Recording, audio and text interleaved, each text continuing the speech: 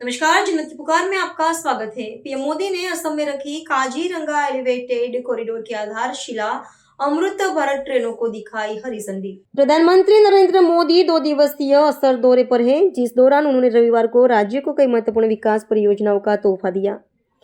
PM Modi ने रविवार को काजीरंगा एलिवेटेड कॉरिडोर परियोजना की आधारशिला रखी। इसके साथ ही पीएम मोदी ने पूर्वोत्तर में क्षेत्रीय संपर्क को बढ़ावा देने के उद्देश्य से शुरू की गई नई अमृत भारत एक्सप्रेस ट्रेनों को भी हरी झंडी दिखाई।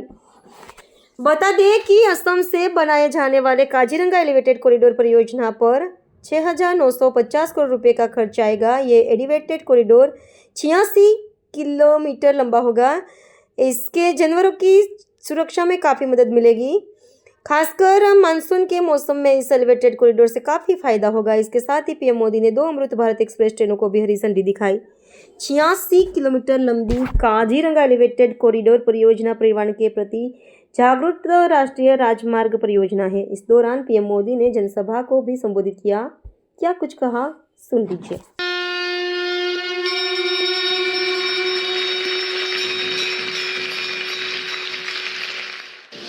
हमारे माननीय प्रधानमंत्री श्री नरेंद्र मोदी जी के कुशल नेतृत्व में चौड़ी national highway, expressway, elevated corridor, multi modal hub, पुल और टनल एक नए भारत की पहचान बन रहे हैं, जिससे ईज ऑफ लिविंग और ईज ऑफ डूइंग बिजनेस में काफी सुधार आया है।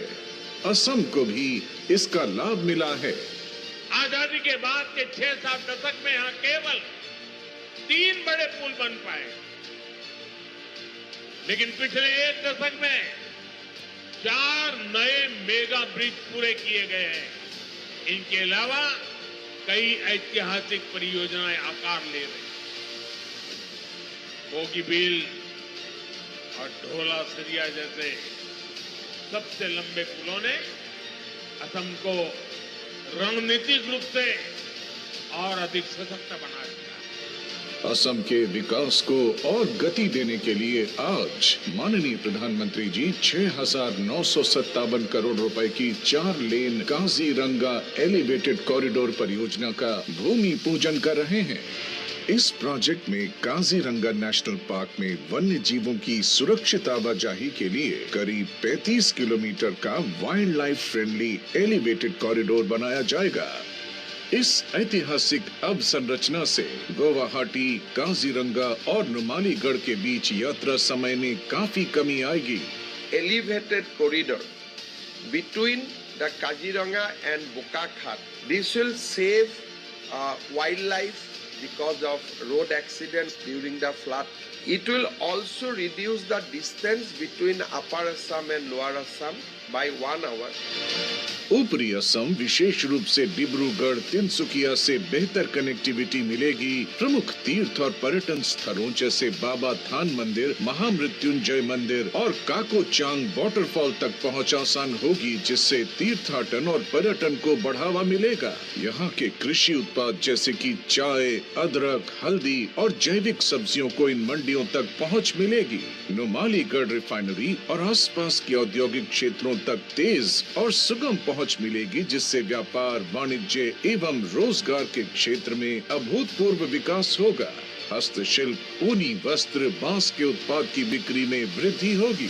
रोजगार के नए आयाम खोलेंगे और पूरे क्षेत्र में सामाजिक आर्थिक समृद्धि आएगी। हमारे माननीय प्रधानमंत्री जी के नेतृत्व में असम की डबल इंजन सरकार अमृत काल में असम को देश का अग्रणी आर्थिक और वाणिज्य केंद्र बनाने की दिशा में तेजी से अग्रसर है। करतल ध्वनि से हम माननीय प्रधानमंत्री जी का सहृदय आभार व्यक्त करते हैं। अब मैं पुनः परम आदरणीय प्रधानमंत्री जी से अनुरोध करती हूँ कि वे डिब्रूगढ़ से गोमती नगर, लखनऊ और गुवाहाटी कामाख्या से रोहतक जोड़ने वाले 2 नवीन अमृत भारत एक्सप्रेस ट्रेनों को हरी झंडी दिखाकर उनका शुभारंभ करें और रेल संपर्क के एक नए युग का प्रशस्तीकरण करने की कृपा करें।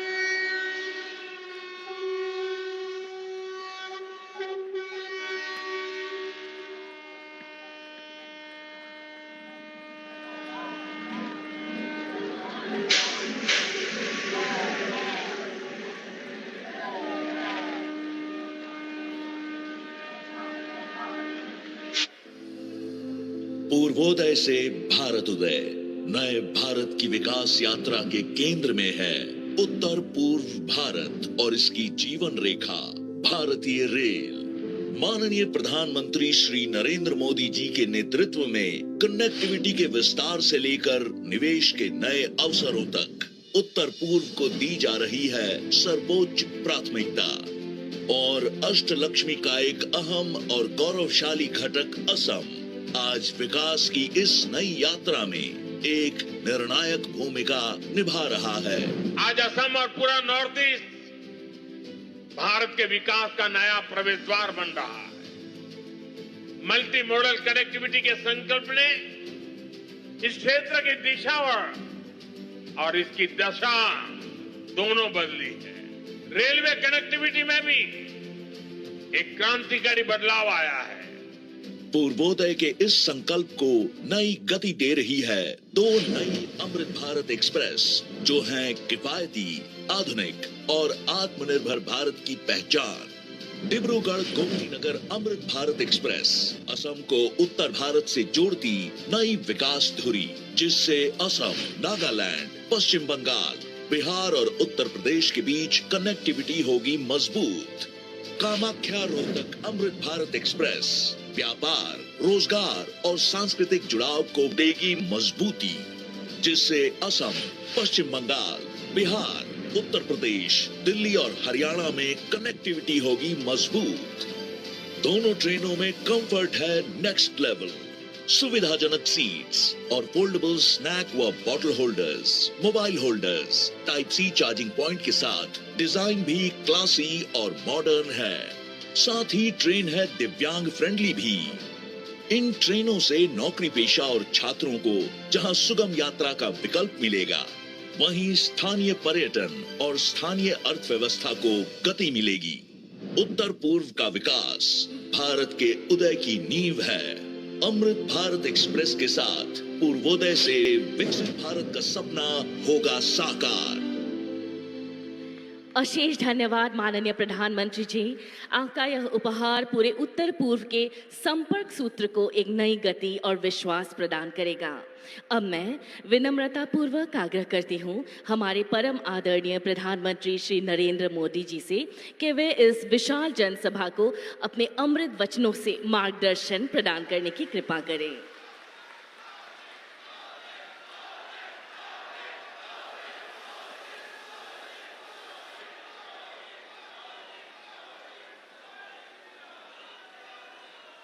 অসমৰ প্ৰকৃতি প্ৰেমী ৰাইজলৈ আন্তৰিক প্ৰণাম। असम के राज्यपाल लक्ष्मण प्रसाद आचार्य जी, यहाँ के लोकप्रिय मुख्यमंत्री हिमंता बिस्वा शर्मा जी, केंद्र में मेरे सहयोगी सर्बानंद सोनोवाल जी, पवित्रा मार्गरीटा जी, असम के मंत्री अतुल बोरा जी, चरण बोरो जी, कृष्णेंदु पोल जी, केशव महंता जी, अन्य महानुभाव और असम के मेरे प्यारे भाई और बहनों, मौसम ठंडा है, गांव दूर दूर है, उसके बावजूद भी जहां जहां मेरी नजर पहुंच रही है, लोग ही लोग नजर आ रहे हैं।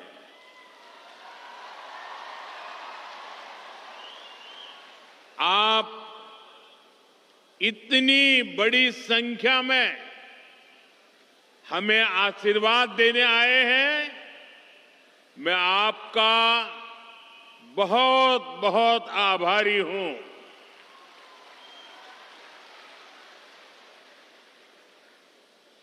आज फिर काजीरंगा आने का सौभाग्य मिला है। स्वाभाविक है मुझे अपनी पिछली यात्रा याद आना बहुत स्वाभाविक है।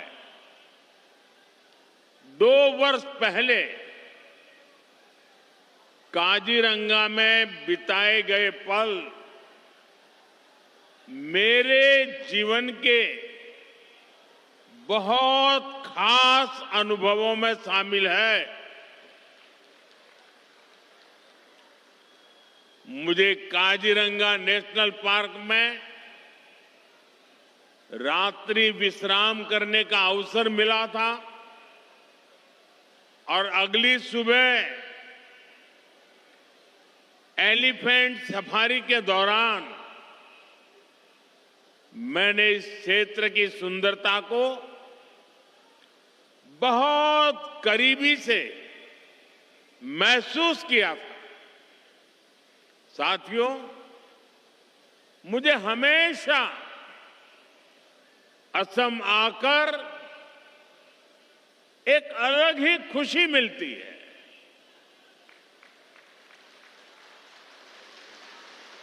ये धरती वीरों की धरती है। हर क्षेत्र में अपनी प्रतिभा दिखाने वाले बेटे बेटियों की धरती है।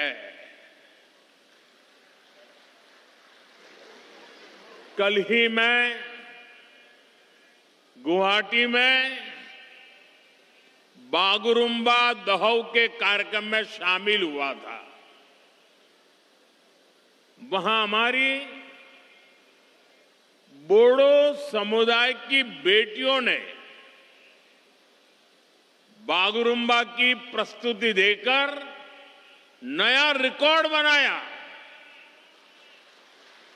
बागुरुम्बा की ऐसी अद्भुत प्रस्तुति 10,000 से अधिक कलाकारों की ऊर्जा, खाम की थाप, सिफुंग की धून, उन मनोरम पलों ने हर किसी को मंत्र मुग्ध कर दिया। बागुरुम्बा की अनुभूति आंखों से होकर दिल में उतरती रही। असम के हमारे कलाकारों ने वाकई कमाल कर दिया। उनका परिश्रम, उनकी तैयारी, उनका तालमेल, सब कुछ बहुत अद्भुत रहा। मैं बागुरुम्बा दहौ के में शामिल सभी कलाकारों को आज फिर से एक बार बहुत बहुत बधाई दूंगा। और मैं देश भर के सोशल मीडिया इन्फ्लुएंसर को भी बधाई देता हूं। मैं कल से देख रहा हूं कि इस बोडो परंपरा का उत्तम नृत्य सोशल मीडिया पे छाया हुआ है। मुझे पूरा विश्वास है देश और दुनिया के लोग कला और संस्कृति के भारत के नजरिए को, उसकी ताकत को पहचानेंगे और इस काम को बढ़ाने वाले सभी सोशल इन्फ्लुएंसर भी बधाई के पात्र हैं। मीडिया के मित्रों के लिए वो कल का शाम का समय जरा बहुत पैक रहता है, लेकिन आज सुबह से कई टीवी मीडिया वालों ने भी इस कार्यक्रम का पुनः प्रसारण शुरू कर दिया है। आप कल्पना कर सकते हैं ये कार्यक्रम कितना भव्य रहा होगा। साथियों, पिछले वर्ष मैं जुमरई महोत्सव में भी शामिल हुआ था। इस बार मुझे माघ बिहू के अवसर पर आने का मौका मिला है। एक महीने पहले मैं विकास परियोजनाओं के लिए यहां आया था।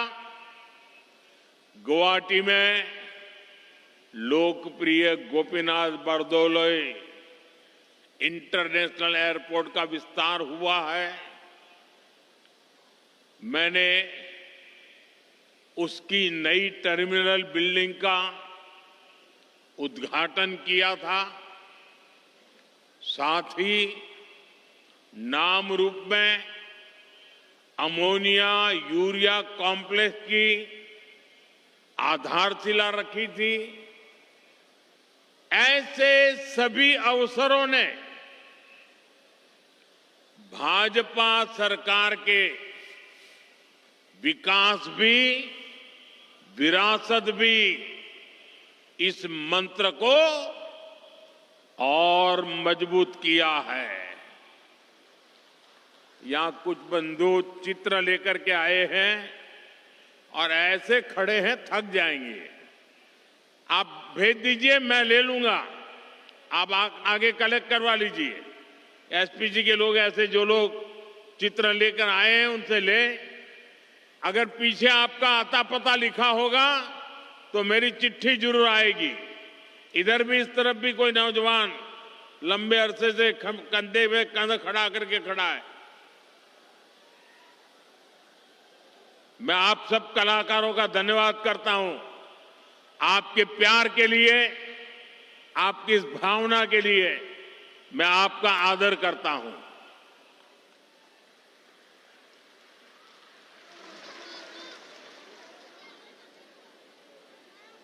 अब सब बैठ जाइए। जो यहां भी है वो ले लीजिए भाई, उनको परेशान मत कीजिए। साथियों,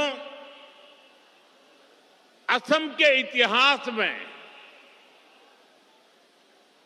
कलियाबोर का अहम स्थान है। असम के वर्तमान और भविष्य के लिए भी ये स्थान बहुत महत्वपूर्ण है। ये काजीरंगा राष्ट्रीय उद्यान का प्रवेश द्वार भी है और ऊपरी आसाम की कनेक्टिविटी का भी केंद्र है। यहीं से महायोद्धा लसित बोरफुकन जी ने मुगल हमलावरों को बाहर करने की रणनीति बनाई थी। उनके नेतृत्व में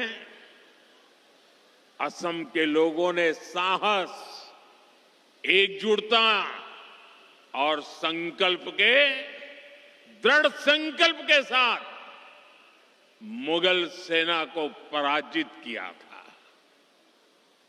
ये केवल एक सैन्य विजय नहीं थी, ये असम के स्वाभिमान और आत्मविश्वास का जयघोष था। अतीत में यहां से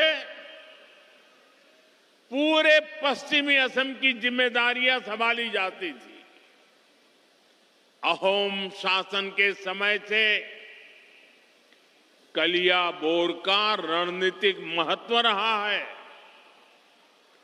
मुझे खुशी है कि भाजपा सरकार में अब ये क्षेत्र कनेक्टिविटी और विकास का अहम केंद्र बन रहा है।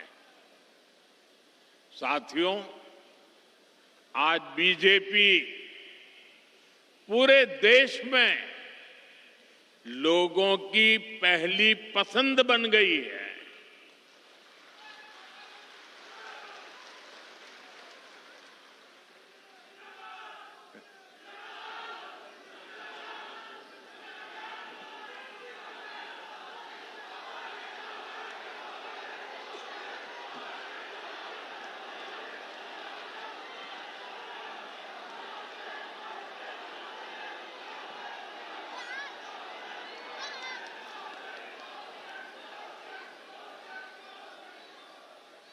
बीते 1-1.5 वर्षों से बीजेपी पर देश का भरोसा लगातार बढ़ता जा रहा है। हाल ही में बिहार में चुनाव हुए, वहां 20 वर्ष बाद भी जनता ने बीजेपी को रिकॉर्ड वोट दिए हैं, रिकॉर्ड सीटें जिताई है। 2 दिन पहले ही महाराष्ट्र के बड़े शहरों में मेयर और पार्षदों के चुनाव परिणाम आए हैं। मुंबई, जो दुनिया के सबसे बड़े निगमों से एक है, वहां की जनता ने पहली बार बीजेपी को रिकॉर्ड जनादेश दिया।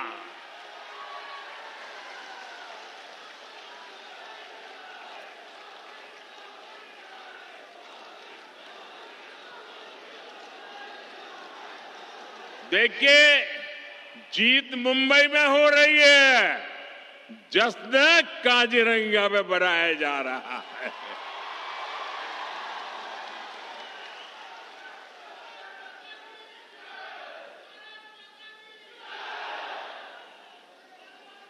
महाराष्ट्र के अधिकतर शहरों की जनता ने बीजेपी को सेवा का अवसर दिया है। साथियों, इससे पहले दूर सुदूर दक्षिण में केरला की जनता ने बीजेपी को बहुत बड़ा समर्थन दिया है। वहां पहली बार बीजेपी का मेयर बना है। केरला की राजधानी तिरुवनंतपुरम में आज बीजेपी सेवा कर रही है। साथियों,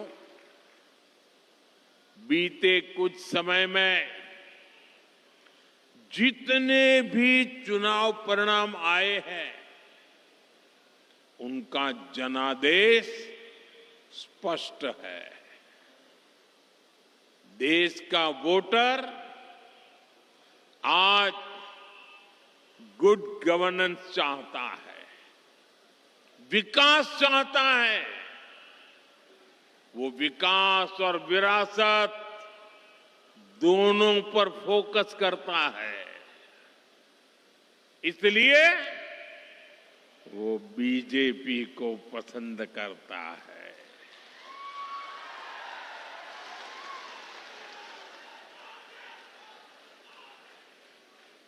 साथियों, इन चुनावों का एक और संदेश है। कांग्रेस की नेगेटिव पॉलिटिक्स को देश लगातार नकार रहा है। जिस मुंबई शहर में कांग्रेस का जन्म हुआ था, वहां वो आज चौथे या 5वें नंबर की पार्टी बन गई है। जिस महाराष्ट्र पर कांग्रेस ने सालों तक शासन किया, वहां कांग्रेस पूरी तरह से सिमट गई है। कांग्रेस देश का भरोसा खो चुकी है, क्योंकि कांग्रेस के पास विकास का कोई एजेंडा नहीं है। ऐसी कांग्रेस कभी असम का काजीरंगा का भी भला नहीं कर सकती। साथियों, काजीरंगा की सुंदरता के बारे में भारत रत्न डॉक्टर भूपेन हजारिका जी ने कहा था, आमार काजीरंगा धन्यो।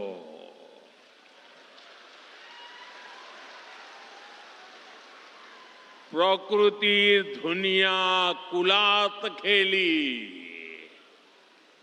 आमार मौन होल पुण्यो।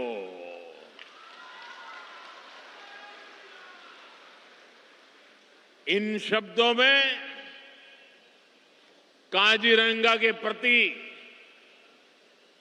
प्रेम की भावना है, साथ ही इनमें असमिया लोगों के प्रकृति से स्नेह की अभिव्यक्ति भी है। काजीरंगा केवल एक नेशनल पार्क नहीं है,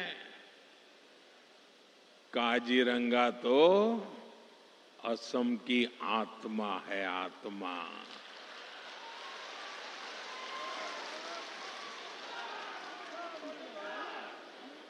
ये भारत की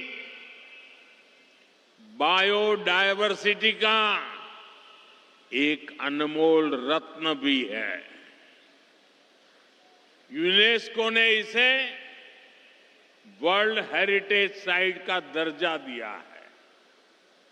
साथियों, काजीरंगा और यहां के वन्य जीवों को बचाना केवल पर्यावरण की रक्षा नहीं है, यह असम के भविष्य और आने वाली पीढ़ियों के प्रति हमारा दायित्व भी है। और सिर्फ मोदी का नहीं, आपका भी दायित्व है। और इसी को ध्यान में रखते हुए आज असम की धरती से नए प्रोजेक्ट की शुरुआत हो रही है। इनका बहुत व्यापक प्रभाव होगा। मैं इन प्रोजेक्ट के लिए आपको बहुत बहुत बधाई देता हूं। साथियों, काजीरंगा एक सींग वाले राइनो का घर है। हर साल बाढ़ के समय जब ब्रह्मपुत्र का जल स्तर बढ़ता है, तब यही सबसे बड़ी चुनौती सामने आती है। तब वह वन्य जीव ऊंचे इलाकों की तलाश में निकलते हैं। इसी रास्ते में उन्हें नेशनल हाईवे पार करना पड़ता है। ऐसे समय में राइनो, हाथी और हिरण सड़क के किनारे फंस जाते हैं। हमारा प्रयास है कि सड़क भी चलती रहे और जंगल भी सुरक्षित रहे। इसी विजन के तहत कलियाबोर से नुमालीगढ़ तक लगभग 90 किलोमीटर लंबा कॉरिडोर तैयार किया जा रहा है। इस पर लगभग 7,000 करोड़ रुपए खर्च किए जाएंगे। इसमें लगभग 35 किलोमीटर लंबा एलिवेटेड वन्य जीव कॉरिडोर भी बनाया जाएगा। यहां गाड़ियां ऊपर से गुजरेगी और नीचे वन्य जीवों की आवाजाही बिना किसी बाधा के बनी रहेगी। एक सींग वाला राइनो हो, हाथी हो या बाघ, इनके पारंपरिक मूवमेंट रूट्स को ध्यान में रखकर डिजाइन को तैयार किया गया है। साथियों, ये कॉरिडोर ऊपरी असम और अरुणाचल प्रदेश की कनेक्टिविटी को भी बेहतर बनाएगा। काजीरंगा एलिवेटेड कॉरिडोर और नई रेल सेवाओं से असम के लोगों के लिए नई संभावनाएं तैयार होगी। मैं असम की जनता और देशवासियों को इन महत्वपूर्ण परियोजनाओं के लिए बधाई देता हूं। साथियों, जब प्रकृति सुरक्षित होती है तो उसके साथ अवसर भी पैदा होते हैं। पिछले कुछ वर्षों में काजीरंगा में पर्यटकों की संख्या में लगातार बढ़ोतरी हुई है। होम स्टे, गाइड सेवाएं, परिवहन, हस्तशिल्प और छोटे व्यवसायों के माध्यम से स्थानीय युवाओं को आय के नए साधन मिले हैं। साथियों, आज मैं असम के आप लोगों की, यहां की सरकार की एक और बात के लिए खास तौर पर तारीफ करूंगा।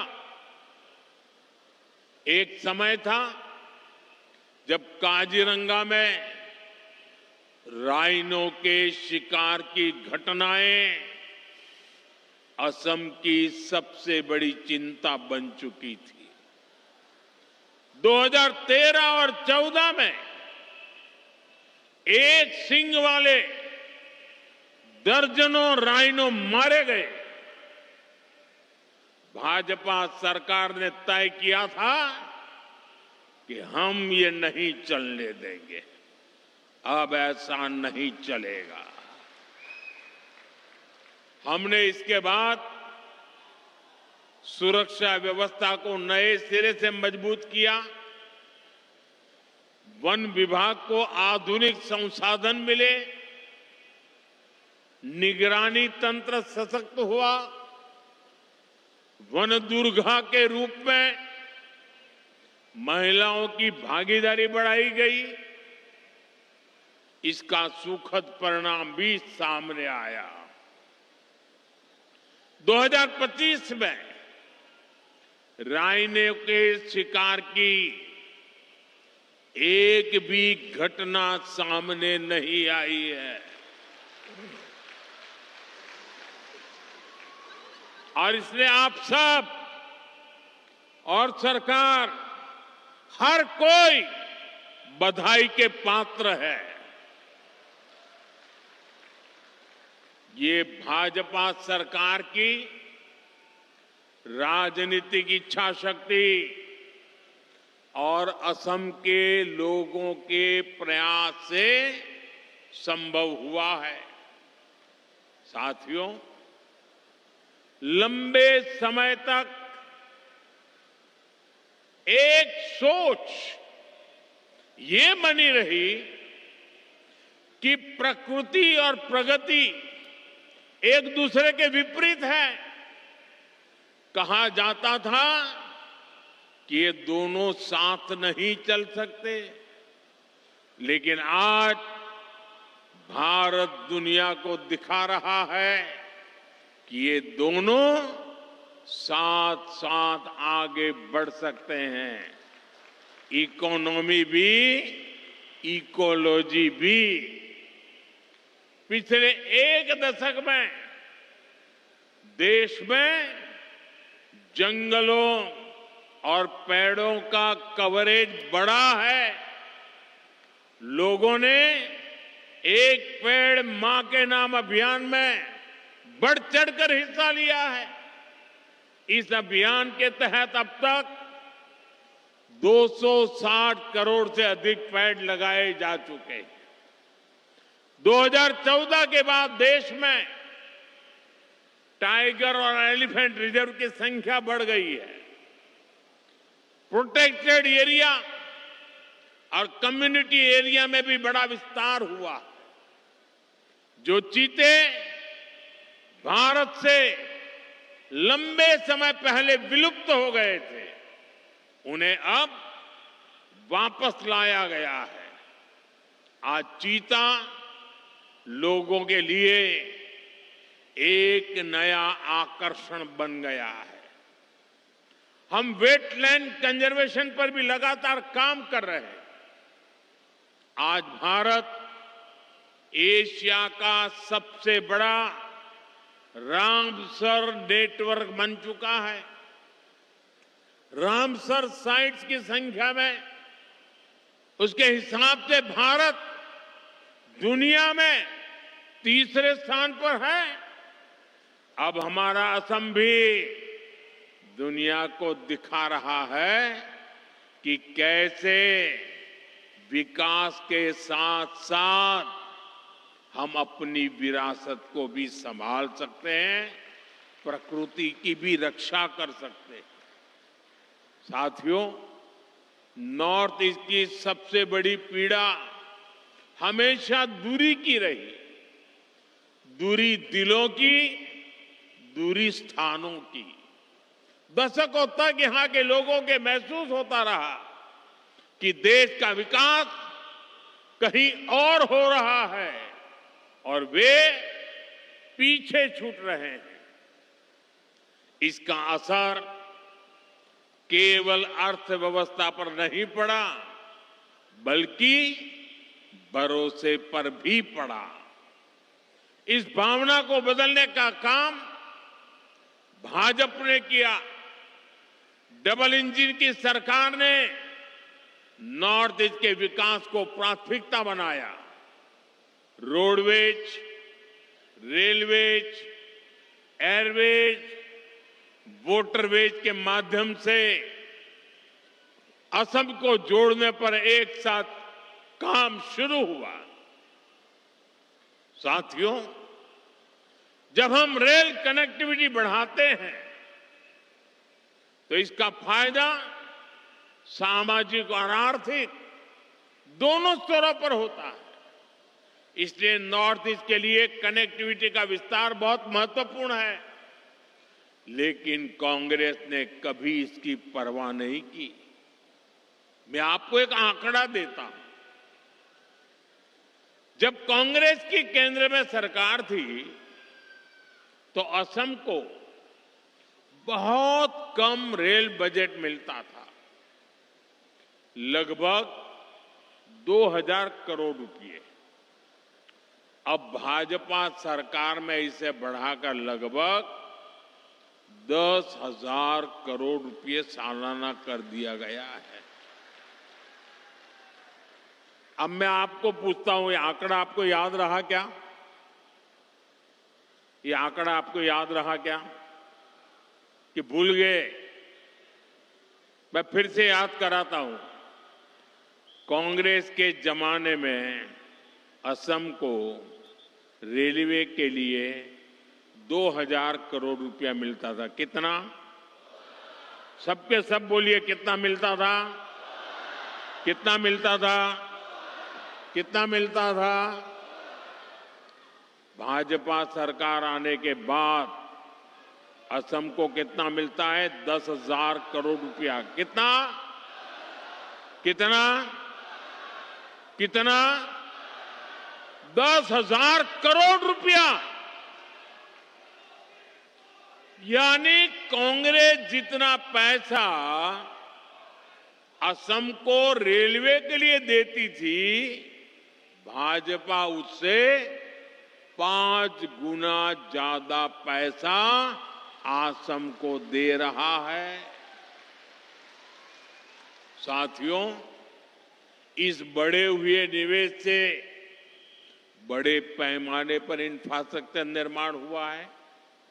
नई रेल लाइनें बिछाने से, दोहरीकरण और इलेक्ट्रिफिकेशन होने से रेलवे की क्षमता बढ़ी है, लोगों के लिए सुविधाएं बढ़ी हैं। आज कलियाबोर से जिन 3 नई ट्रेन सेवाओं का शुभारंभ हो रहा है, वे भी असम की रेल कनेक्टिविटी में एक महत्वपूर्ण विस्तार है। वंदे भारत स्लीपर ट्रेन गुवाहाटी को कलकत्ता से जोड़ेगी। यह आधुनिक स्लीपर ट्रेन लंबी दूरी की यात्रा को और अधिक आरामदायक बनाएगी। इसके साथ ही 2 अमृत भारत एक्सप्रेस ट्रेनों की शुरुआत की जा रही है। इन ट्रेनों के रास्ते में असम, पश्चिम बंगाल, बिहार और उत्तर प्रदेश के कई महत्वपूर्ण स्टेशन शामिल है, जिससे लाखों यात्रियों को सीधा लाभ मिलेगा। ये ट्रेनें असम के व्यापारियों को नए बाजारों से जोड़ेगी, छात्र शिक्षा के नए अवसरों तक आसानी से पहुंच सकेंगे और असम के लोगों के लिए देश के अलग अलग हिस्सों में आना जाना सरल हो जाएगा। कनेक्टिविटी का ये विस्तार भरोसा पैदा करता है कि नॉर्थ ईस्ट अब विकास के हाशिए पर नहीं है। नॉर्थ ईस्ट अब दूर नहीं रहा। नॉर्थ ईस्ट अब दिल के भी पास है, दिल्ली के भी पास है। साथियों, आज आपके बीच असम के सामने मौजूद एक बड़ी चुनौती की भी चर्चा आवश्यक है। ये चुनौती है असम की पहचान बचाने की, असम की संस्कृति बचाने की। आप मुझे बताइए, असम की पहचान बचनी चाहिए कि नहीं बचनी चाहिए? ऐसा नहीं सबके सब जवाब दो। असम की पहचान बचनी चाहिए कि नहीं बचनी चाहिए? आप सबकी पहचान बननी चाहिए कि नहीं बननी चाहिए? आपके पूर्वजों की विरासत बचनी चाहिए कि नहीं बचनी चाहिए? आज असम में बीजेपी सरकार जिस प्रकार घुसपैठ से निपट रही है, जिस प्रकार हमारे जंगलों को, ऐतिहासिक सांस्कृतिक स्थलों को, आप लोगों की जमीनों को अवैध कब्जों से मुक्त कर रही है, उसकी आज बहुत प्रशंसा हो रही है। ये सही हो रहा है कि नहीं हो रहा है? ये होना चाहिए कि नहीं होना चाहिए? ये आपके भले के लिए है कि नहीं है? लेकिन आप जरा ये भी सोचिए साथियों कि कांग्रेस ने असम के साथ क्या किया। सिर्फ सरकारें बनाने के लिए, कुछ वोट पाने के लिए असम की मिट्टी को घुसपैठियों को सौंप दिया। कांग्रेस ने दशकों तक असम में सरकारें बनाई। इस दौरान लगातार घुसपैठ बढ़ती गई।